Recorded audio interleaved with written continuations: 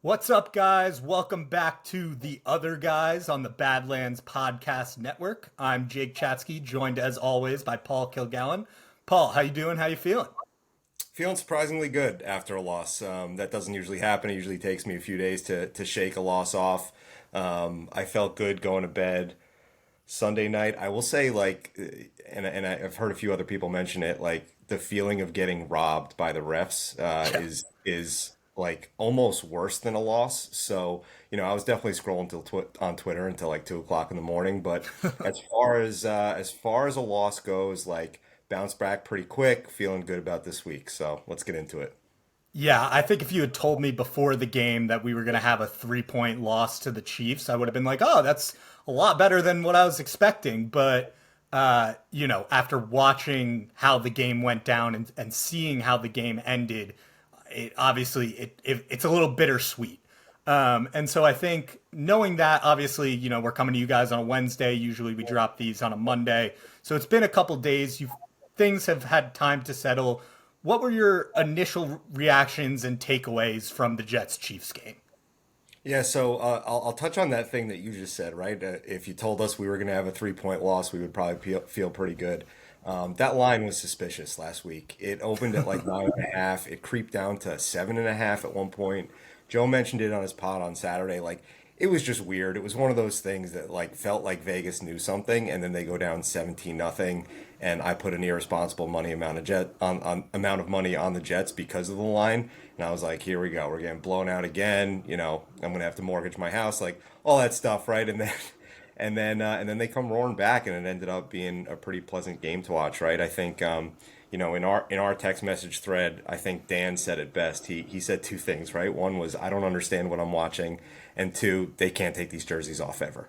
Yeah. And that's kind of what I want. Like, there were a lot of good things that came out of it. I think one thing that is still kind of scratching at me 3 days later, going forward on 4th and 1 at the end of the half, like it's the modern NFL. We can't. We have to play to win the game, and I know that's kind of like a tired trope, but it's Well, not and just.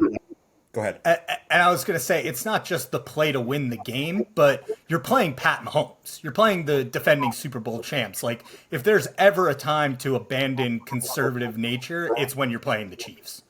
Right. Yeah, and look at week 1, right? Dan Campbell goes for it on 4th down early in the game in his own territory. That's the modern NFL. I'm not saying do that every time, but consider your opponent and kind of know the situation and make a call based on that. And a lot of people say, "Oh, it's playing scared." And I don't think it's just playing scared. Like you are scared if you're kicking a 50-yard field goal in that situation, right? Sal said in his press conference that if you go for it, you're essentially just going for it to kick again. And I completely disagree with that notion. I think he can't be any more wrong. He had 3 timeouts. There were 30 seconds left. Good teams go get the first down, call a timeout, talk it over, and then they start taking shots at the end zone, right? And if nothing else, you're getting a closer field goal. You're eating up clock so the Chiefs don't get the ball back. We got lucky that CJ Mosley got an interception, but like that could have gone worse. The Chiefs could have put 3 on the board in that point. So I disagree with his notion that like, oh, you're just going for it to kick a field goal again, right? Like good teams take shots at the end zone in that situation. Some other things that I came away feeling like I feel like the team is generally moving in the right direction, right? There was a lot of good things that we'll get into later in the pod about like things that we've been asking for that started to happen, right? So we're moving in the right direction. One thing that's still scratching at me too is Brees has now had 2 home run runs that have not finished. And it's been blocking down field issues, running out of gas, whatever. I thought Brees should have pressed to the sideline instead of cutting inside and waiting for that Conklin block. I feel like if he presses to the sideline, he probably goes, but he'll figure out how to get those in the end zone eventually.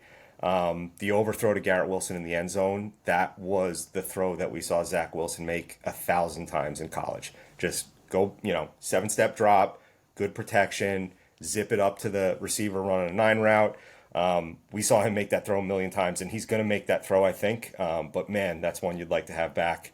And then final thought, I've had enough of the Taylor Swift stuff. I can't do it anymore. And like Woody Johnson was posting a picture that was like, oh, like we're Swifties too. Like enough, right? It's coming from the NFL account, like enough. I can't take it anymore. Yeah, I would like to personally apologize for my contributions there. Yeah, I'm not. Won't go into won't go into too much detail, but I feel like I may have slightly contributed to that.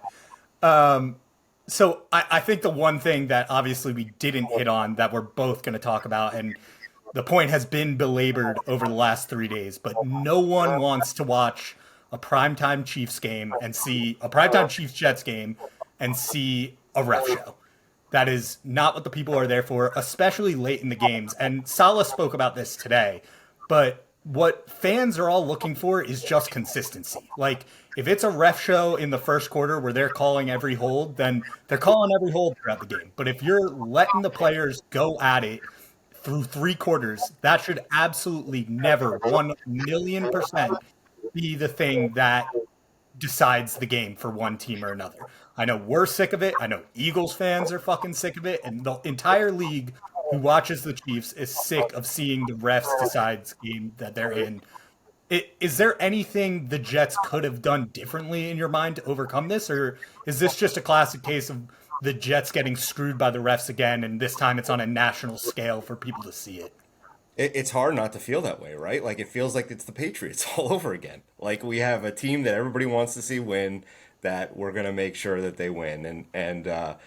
I thought Salah made a great analogy in his press conference. I think it was on Monday where he talked about an umpire in baseball, right? And every umpire is going to have their own unique strike zone, and that's fine, right? And you get used to the strike zone as the game goes on. But if you're calling the strike zone one way for the first 8 innings and then you change it up completely in the ninth inning, like that's unfair. That's going to throw everybody off. And I think there were some calls that did go both ways. Like the horse collar was not a horse collar.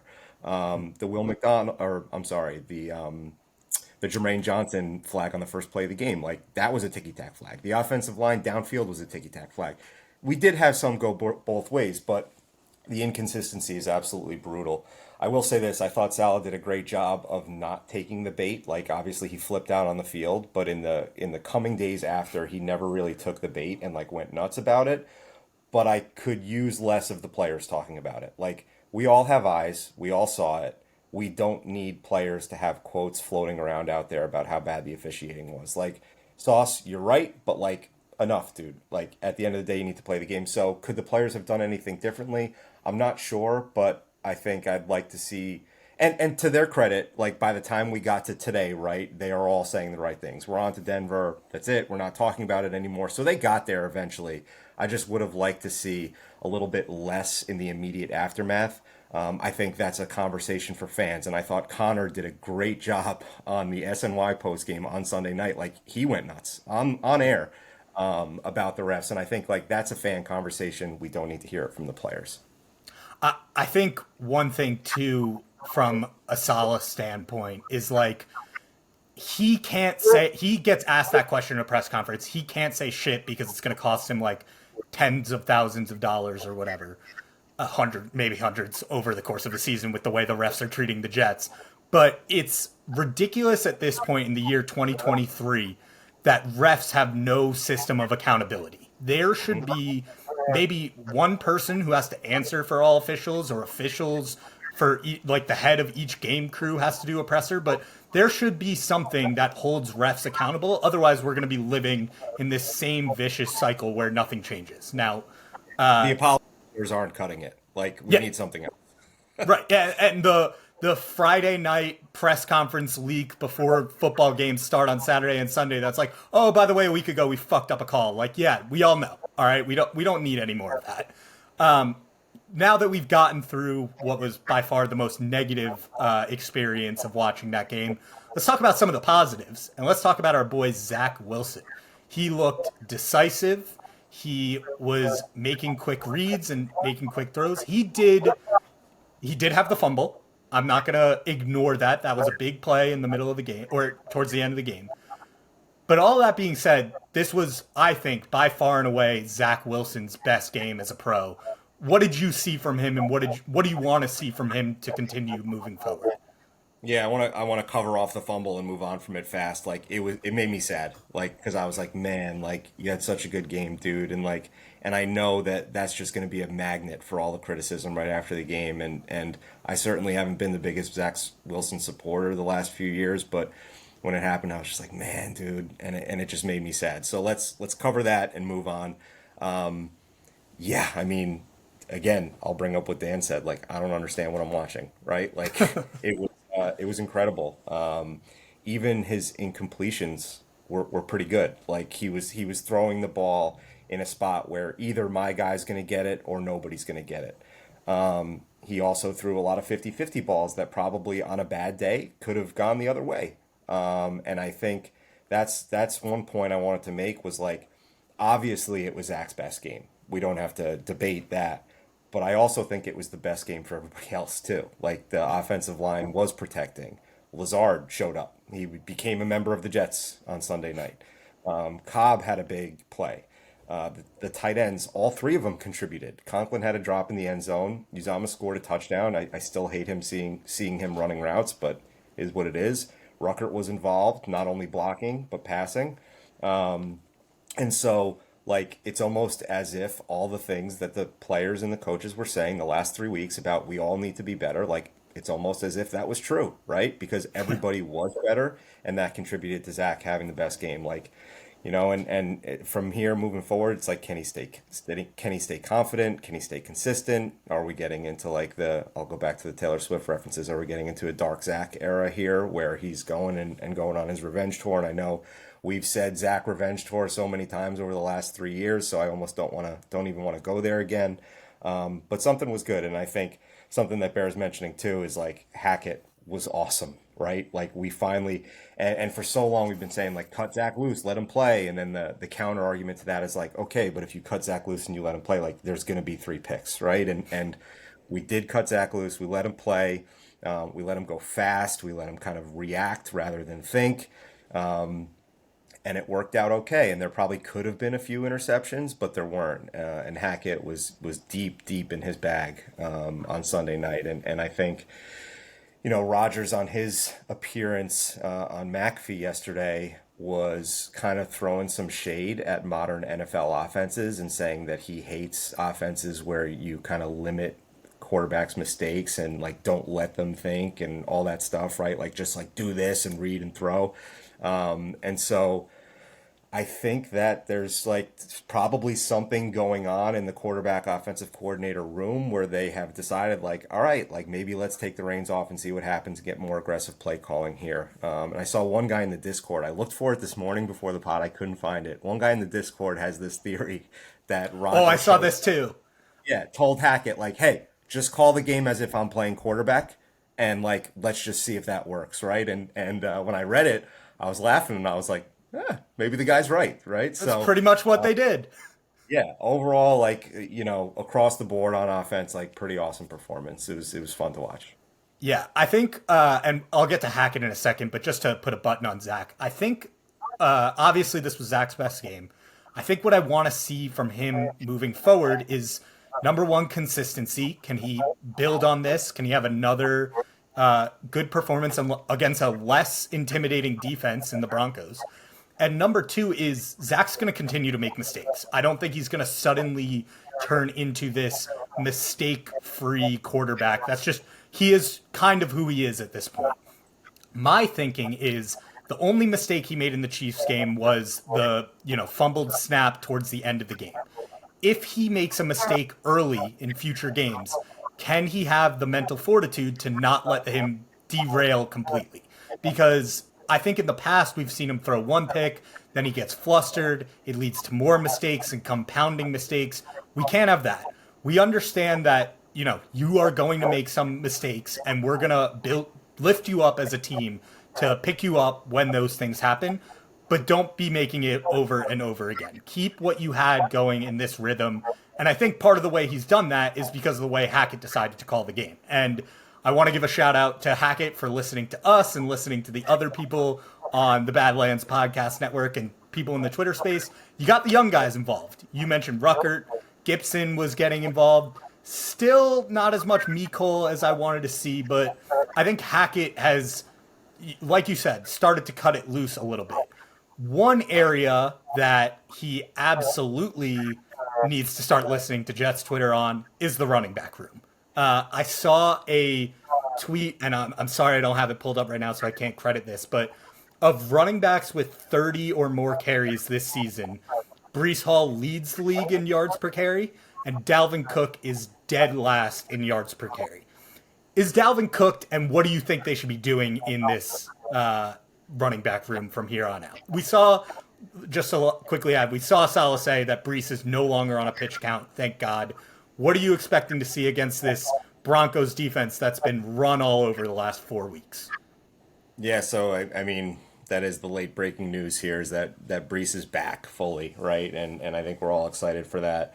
The other piece of news that came out shortly after that was Salah saying, I think Dalvin's getting his legs back under him and he's ready to go, right? So you get a little bit of good and you get a little bit of stuff you don't want to hear too. I go back to all the quotes that we had from the running back room in that like weird purgatory period during training camp where it was like, are they going to sign Dalvin Cook? Is he going to go to Miami? And nobody knew the answer.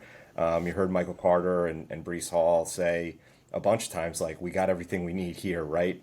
We all love Dalvin Cook. He's a great back, and if he comes here, we're gonna all do great together. But like, if he doesn't, we're good, and we got everything we need here.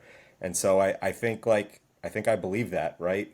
Carter had a critical drop on Sunday night, but I do like the skill set that he brings to the room, and I think we all want to see Izzy Abanikanda, right? Like we saw what he can do in the preseason. We saw his home run potential. I think he's a hardworking kid. He's a local kid.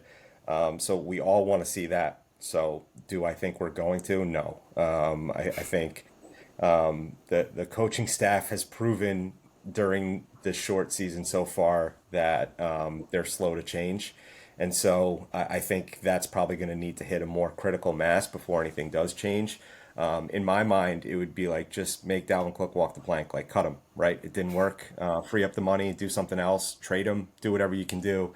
I'm tired of watching him get the ball and then like pussyfoot up to the line and like look for a hole. That's not the way this scheme works. Just hit the hole, dude. Just go. At least push through some contact and get 4, 5, 6 yards. But we haven't seen that from him so far. That said, a lot of the things that the coaches have said about everybody needing to improve and Zach being confident in practice and all those things, like they have come true after a couple weeks. So when they say Dalvin Cook's getting his legs back underneath him, for now, I'm going to believe them, and I'm going to wait to see a little bit more. But that tweet that you said, like that's damning to have Brees Hall at the top of the list and Dalvin Cook at the bottom of the list and Brees Hall on a pitch count. It's like, what are we doing? Like, give the best players the ball at this point. And I'd like to see more Carter and Izzy as well. I do just want to go back to Hackett for a second. Like you said, Gibson, Ruckert, all that good stuff. I think I'm kind of calming down on the Cobb and Uzama usage. Like, it seems like that's not going away, right? So I'm going to stop yelling for it to go away. Maybe we could get better situationally, right? Uzama caught a touchdown. Cobb had a big third down conversion. Like, okay, like those guys have value, right? And when we need veterans in there to convert something big, fine. But maybe on first and second down, let's see like all Ruckert and Gibson, right? Like on early downs, like let's let the young guys play, see if they can make plays, and then when we need veteran leadership in there, bring them in there. The other thing I wanted to touch on Hackett was 13 personnel. He ran it, I think it was like 10, 15 times or something, and 2/3 of those 13 personnel plays were play action. So they did a great job of running one thing and making it look like something else. There's a film breakdown I saw on Twitter this week of the Niners running basically same formation, same motion twice, and once it was a shotgun draw to McCaffrey, and the other time it was a pass, a quick slant to Ayuk, right? And it looked exactly the same. And the first time they did it, they ran it. And then the second time they set it up, the linebacker filled the hole, vacated the space, and they hit the slant. And so, OCs copy each other. Like, let's do more of that. Like, let's keep running that 13 personnel and making it look like other things. And so, and one more point on the usage, like on the defensive side of the ball too, they're listening, right? Like Huff's usage was way up. Lawson's was way down. Let's continue to see that. Let's obviously Huff made a play, right? And let's see McDonald get more usage as well. So, I'm sorry I deviated pretty far from the running back No, question there, but yeah. no. That's a great call out, especially on that side too. I think First off, any touch that's going to Dalvin Cook is not only going towards a player who has shown he is a negative asset, it's taking the ball out of what could potentially be a Brees Hall carry, who is a player who has shown himself to be extremely positive. So you're hurting yourself twice by giving him the ball. Please just stop it. I understand, like, you need to have him out there because you paid him some money or something, but like, look at what's working. You've had a quarter of the season of data to be able to show you some stuff now. Hopefully, that slow to change mentality is only that 4 week window and they can start learning from their mistakes. I think from the defensive side, the Huff call out is great. He is a beast. Another player who's been an absolute stud. We were talking about this in the text chat. Quincy Williams, taken after his brother, looking like an all pro this year. What a find for Joe Douglas off the heap. I will say that they were absolutely electric in that second half against the Chiefs game. I think they held him to 3 points total, if I have it correctly. The the team has not been able to get off to some good starts. We're going to need to see the defense start to lock it in the first quarter, not the third quarter. I know you talked a little bit about the defense, but what more do you want to see from them in the coming weeks? Yeah, it's funny. I think the defense, when they were all getting interviewed, they all pretty much roundly said the same thing, right? Like, we just can't dig a 17-0 hole. Like, that's great that we played better in the last three quarters and we got back home and we got back to our fundamentals and all that, but we just can't dig that hole. And I almost, like, I wondered to myself, and I want to make sure I word this the right way. Like, I wonder if the 17-0 hole was helpful for Zach in the sense that, like, it wasn't his fault, right? Go nuts, dude, right? And Right. you hit that about, like, he made his mistake later in the game. What if it happens in the earlier in the game? Can he recover from that? I almost wonder if, like, psychologically, the fact that the mistake wasn't on him early was helpful for his brain, right? Yeah. Obviously, we don't want to get in holes defensively every game, but I just wondered out loud if that was the thing there. And you're right, they do need to start better. CJ Mosley needs to catch an interception when it hits him in the hands. DJ Reed popped up on the injury report with a concussion, so I'm a little bit scared of seeing Bryce Hall this week, but they do seem to think DJ Reed's going to play. They all said that, you know, the first few drives for Kansas City were all unscouted looks. They were things that they were busting out of the playbook that they had not seen on film, and that kind of rattled everybody a little bit, and they just had to get back home and get back to basics. And I think maybe the lesson there is from the jump, go out and play your game, play your defense. Bart Scott talks a lot about his defense in the Rex Ryan era being not reactive, right? So if you were motioning all over them, they used to yell at the offensive line or at the offense like, you're so silly, right? Because they weren't going to bite on any motion, they weren't going to do anything different. They were playing their defense, and I think this defense is probably good enough to do something similar, right? Like, don't bite on that stuff. Just play your fundamental game, know what you're good at, and just deliver it. And so, as far as Quincy Williams, like, not to toot my own horn here, but I did say in the season preview guide that he was probably going to have a shot at some individual honors, and the Jets do so much talking about quality of players, but quality of people, and I think that with the Williams brothers, you can tell that they're both quality people, and if you can extrapolate one to the other, right, you could see that Quincy was probably gonna take the money and do the right thing and work harder and get better at his craft. And he's been awesome. He's been absolutely fun to watch. All the things that people were worried about the last couple of years, like the over pursuit and the violence with which he plays and that leading to mistakes, he's kind of like fine tuned that and like made it work for him, and he's turned it into a strength where, like, when he comes and he hits you, like, he's rapping, he's making the tackle. He is incredible in pursuit when the play is a little bit away from him. It's been awesome to watch, I used to send this video around, like, the first couple years we had Quincy. He has a college highlight film out there that is hilarious because he is killing people in this college. Like, you're watching the video, you're like, oh my God, that guy's dead, right? And I can't find it on YouTube anymore. So I'm going to put a call out. If anybody can find that video of him playing in college and there's like some song playing in the background, it's an awesome video. And if anybody can find it, definitely watch it. All right, I'll get you this clip right now. We can get it in the Twitter sphere. We got it on the Discord. Badlands, other guys, if you are a fan of the Badlands Podcast Network, please come through with this request because I have not seen this highlight video and I absolutely want to see it. Quincy is quickly climbing up my ranks as one of my favorite players on this Jets defense. Last note on the Chiefs Jets game before we move over to Denver and talk what we want to see in some predictions. There's a little bit of controversy post game, too. We had Rodney Harrison, former Patriot, enemy number one, taking shots at Zach Wilson first from the pregame. Let's start there. Made up some lie about him not being able to hit open receivers in 7-on-7. Then probably got embarrassed. He said that pregame, and when Zach had an awesome game against the Super Bowl champions, and took it to Chris Jones and put him in an awkward situation where he was like trying to bait Chris Jones into calling Zach horrible after he just had the game of his life. I know you have some thoughts on this, so Paul, let me give you the floor. This is your time to go off on Rodney Harrison. Yeah. So first of all, credit to Chris Jones, right? Like what a guy. Like, Great he dude. stood there and he just shot it down time after time after time. He just would not take the bait. Second of all, I already hated Rodney Harrison. I can't stand seeing him on Sunday Night Football every week.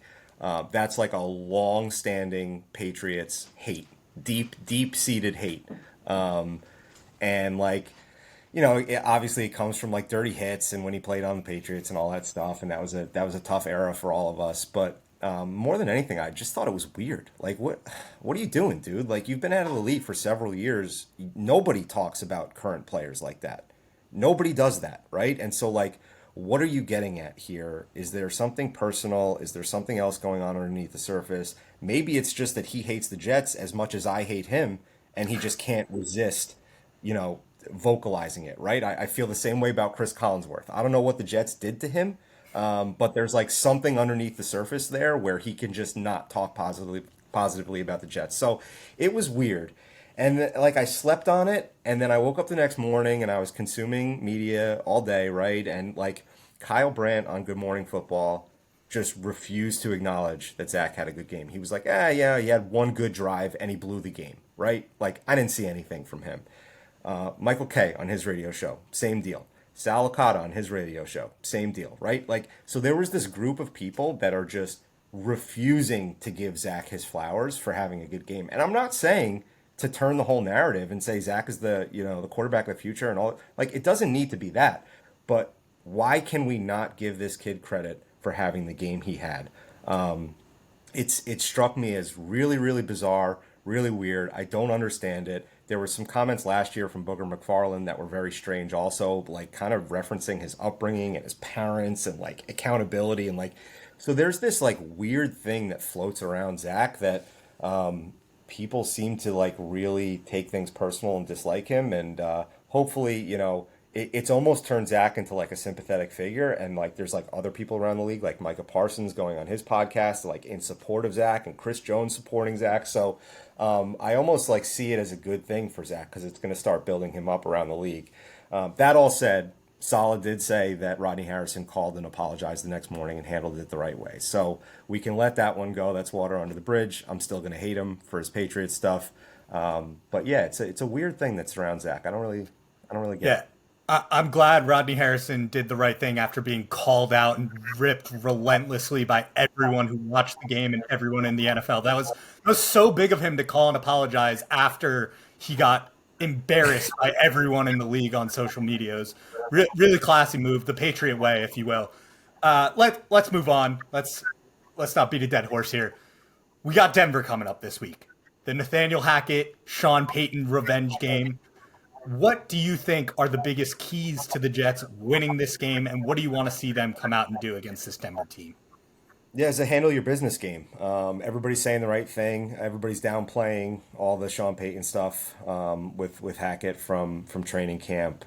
So that's step one, right? That's good. Like don't say anything stupid. Don't make this game bigger than it needs to be made. Just handle your business.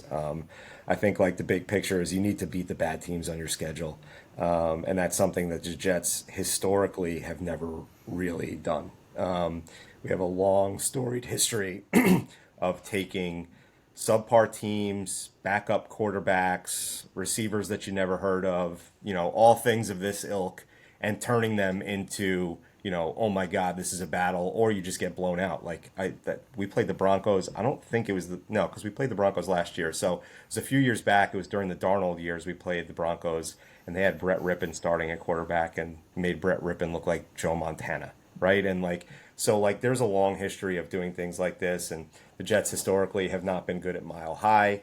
Certainly it's hard not to think of the '98 AFC Championship. And so they need to go in and handle their business. I think it would be crazy to say that they're not a little extra motivated based on what happened in the preseason. But Saleh always says you need to be intrinsically motivated. You can't let that stuff run you, and that's fine, public facing, right? We don't need to say anything, but I think it would be crazy to suggest that these guys aren't going to be a little more extra up for this game. Not only considering the Sean Payton stuff, but also this is where AVT and Brees got hurt last year. Zach had a good game out here last year. He's kind of from that area of the country, right? So there's a lot of things kind of swirling around this game. So I think it's going to be about keeping all those emotions in check, using it for the right reasons, but keeping it in check, going out, handle your business, beat a bad team, right? And Sauce on the radio yesterday made me laugh a little bit, asking him about Denver, and he did the Belichick thing, and he was like, "Oh yeah, Denver's got a great defense," and blah blah blah. And he's probably just talking about Pat Surtain, right? But just heaping praise on the Denver defense, and they have been. I mean, they get 70 thrown up on them 2 weeks ago, right? So go out, handle your business, don't get caught up in the emotions, beat a bad team, and move on. I know they won that game. I honestly think it's more embarrassing to give up 28 to Justin Fields and the Bears than it is to give up 70 to the Dolphins. This defense is bad. And so I have two keys to the game. Weirdly, as much as how bad I'm talking about this, how this defense is, I think the Jets defense having a good game is critical and not putting ourselves in that hole, because I am confident that our offense is going to be able to move the ball on this team. If Chicago can do it and we could do what we did against the Chiefs, there should be no reason why we aren't able to move the ball against Denver. Their offense has been, in my opinion, sneaky underrated and going up against some pretty good defenses. And correct, they haven't won the games, but they've been able to put up points. And so I think our defense needs to come out hot. And then I would say my second key to the game is I think this needs to be the Brees breakout game. The Denver Broncos are... When I say they're getting run over, they are giving up 200 yards on average to running backs out of the backfield. It is insane. And Brees is our downhill guy. You mentioned this is where he got hurt last year after the initial great start to his season. I think he's going to be motivated. I think he's going to have some butterflies. Get Brees running downhill, get him breaking some long runs.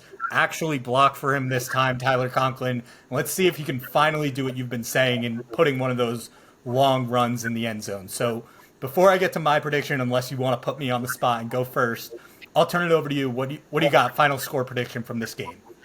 Yeah, and I'll add one more point on to the game in general, right? Chicago lost that game last week because of coaching. Yeah. Vance Joseph probably gets fired if they lose that game.